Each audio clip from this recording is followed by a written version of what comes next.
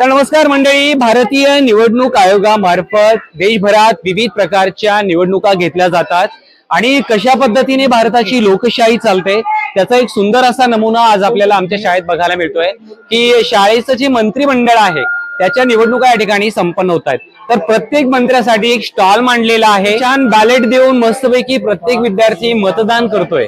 म्हणजे वयाच्या 18 वर्ष पूर्ण झालेल्या प्रत्येक भारतीय नागरिकाला मतदान करण्याचा अधिकार आहे, बरोबर। पण शालेय पातळीवरती जे मंत्रिमंडळ आहे या ठिकाणी या सर्व छोट्या छोट्या मंत्र्यांना हा अधिकार आज प्राप्त झालेला आहे आणि फार उत्साहाने आनंदाने त्यांचं मतदान संपन्न होतं। तितकाच आनंद तितकाच उत्साह आमच्या शिक्षक बंधू भगिनींमध्ये सुद्धा दिसतोय।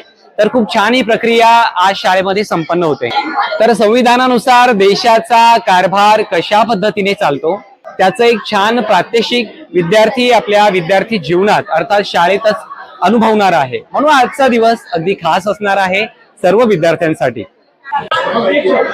तर प्रत्येक विद्यार्थ्याकडे आधार कार्ड आहे, त्याचं व्हेरिफिकेशन या ठिकाणी होतंय आणि शाई सुद्धा लावली जाते। आणि हे सर्व आमचे जे मतदार आहे हे मतदान करण्यासाठी आलेले आहेत। तर विद्यार्थ्यांची निवड स्वयंसेवक म्हणून सुद्धा आहे। स्वयंसेवक इकडे